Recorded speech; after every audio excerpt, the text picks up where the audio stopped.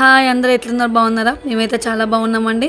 ఈరోజు వీడియో వచ్చేసి అయితే సర్వపిండి ఎలా చేస్తాను అని అయితే వీడియో చూపిస్తున్నాను. సర్వపిండి అంటే తెలంగాణలో బాగా స్పెషల్ అండి. అసలు చాలామందికి సర్వపిండి అంటే చాలా ఇష్టం కూడా. సో ఈరోజు నేను సర్వపిండి తయారు చేసే విధానం ఎలా ఉంటుందనేది మీకు ఈ వీడియోలో చూపిస్తాను. అట్లా వీడియో కంటిన్యూగా చూస్తూ ఉండండి. సర్వపిండి మనం తయారు చేసుకోవడానికి మొదట కావాల్సిన పదార్థాలు బియ్యం పిండి అండి. ఫస్ట్ మనకి బియ్యం పిండి ఉండాలి. సో బియ్యం పిండి క్వాంటిటీ అనేది మనం ఇంట్లో ఎంతమంది జనాలు ఉన్నారో దాన్ని బట్టి క్వాంటిటీ తీసుకుంటే సరిపోతుంది. అందులో ఫస్ట్ వేయాల్సినవి శనగపప్పు, మినప్పప్పు, కొంచెం దంచుకున్న పల్లీలు, ఆనియన్స్, అల్లం వెల్లుల్లి పేస్టు, నువ్వులు అండ్ కరివేపాకు. సో ఇందులో మనకి మినప్పప్పు అండ్ పల్లీలు అనేది మన ఇష్టం, వేసుకుంటే వేసుకోవచ్చు లేకపోతే లేదు. కాకపోతే వేసుకుంటే ఇంకా కొంచెం టేస్ట్ బాగుంటుంది. నెక్స్ట్ కారం అండ్ ఉప్పు కూడా. కారం ఉప్పు క్వాంటిటీ అనేది మనం పిండి ఎంత తీసుకున్నామో దానికి తగ్గట్టుగా అయితే వేసుకోవాలి.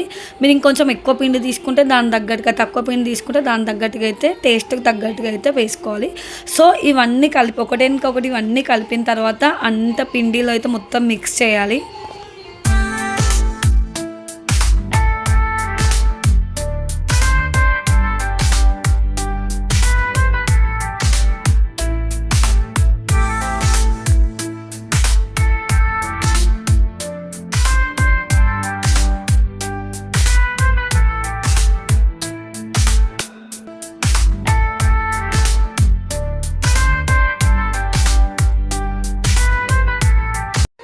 అలా అన్నీ వేసుకున్నాకైతే పిండిని మొత్తం కలిపేసుకోవాలి. నేనైతే కొంచెం చిటికెడంత పసుపు కూడా వేసుకున్నాను.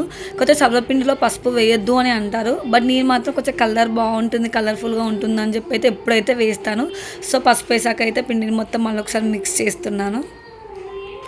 అలా అన్నీ వేసి పిండిని మొత్తం మిక్స్ చేసిన తర్వాత అయితే కొన్ని వాటర్ వేసి అయితే పిండిని కలుపుకుంటూ ఉండాలి. వాటర్ అయితే మనము పిండిని చూసుకుంటూ తనకు తగ్గట్టుగా వాటర్ వేసుకుంటూ మెల్లమెల్లగా పిండిని మెత్తగా కలుపుకోవాలి.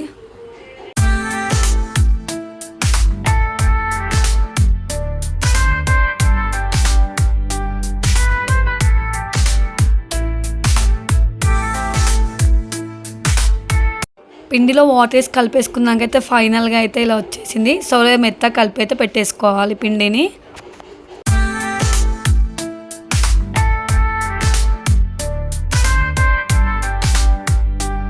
నెక్స్ట్ ఇంకా సర్వపిండి పెట్టుకోనికైతే ఒక గిన్నె అయితే తీసుకోవాలి. తర్వాత అయితే నేను అలా పిండిని మొత్తం కొంచెం ముద్దలుగా అయితే చేసి పెట్టుకున్నాను. ఆ గిన్నెలో కొంచెం ఆయిల్ వేసుకోవాలి. ఆయిల్ ఎక్కువ కావాలనుకున్నాం, ఎక్కువ మేము ఆయిల్ అసలే తిన్నాము అనుకున్నాం అయితే కొంచెం లైట్గా అయినా వేసుకోవచ్చు. సో ఆయిల్ మొత్తం అలా గిన్నెకు మొత్తం చుట్టుపక్కల మొత్తం అంటించిన తర్వాత పిండిని మెల్లగా చేతులతో మెల్లగా అటు ఇటు మెల్లగా అటు ఇటు నొక్కుతూ ఉండాలన్నమాట. సో అట్లా గిన్నె మొత్తం పెట్టేసరికి అటు ఇటు అనాలి.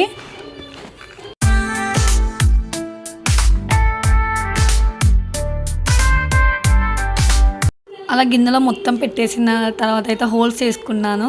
కదా హోల్స్ ఎందుకు చేస్తాను నాకు కూడా తెలియదు, మా మమ్మీ వాళ్ళైతే చేస్తారు. సో వాళ్ళలాగా నేను కూడా అయితే చేశాను.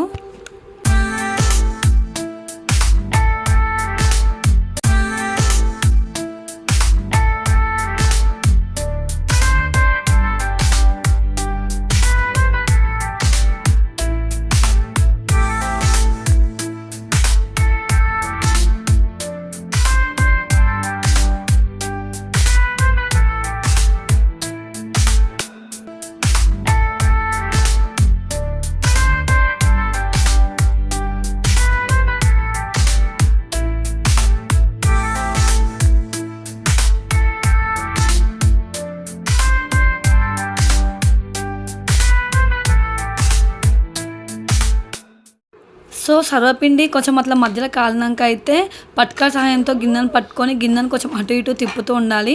ఎందుకంటే మనము గ్యాస్ తర్వాత సిమ్లో పెట్టేసరికి అది కింద మాత్రమే కాలుతుంది, సైడ్స్ కాలదు. సో కొంచెం అటు ఇటు తిప్పితే ఏంటంటే సర్వపిండి పక్కలకు కూడా మంచిగా కాలుతుంది.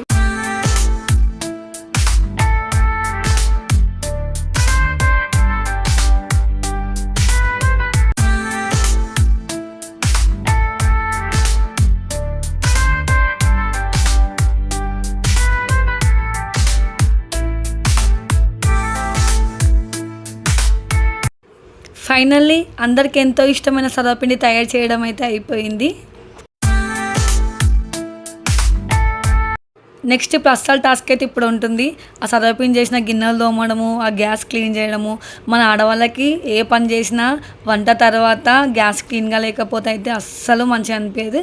సో నేనైతే అయిపోగా అయితే గ్యాస్ మొత్తం క్లీన్ చేశాను. క్లీన్ చేసిన తర్వాత కొంచెం ఫ్రెష్ అప్ అయ్యి టీ పెట్టేసుకొని అట్లా సర్వపిండి అయితే తింటూ కూర్చున్నాను. సో ఈ వీడియో మీకు నచ్చినట్లయితే నా వీడియోని లైక్ చేయండి. Please subscribe my channel.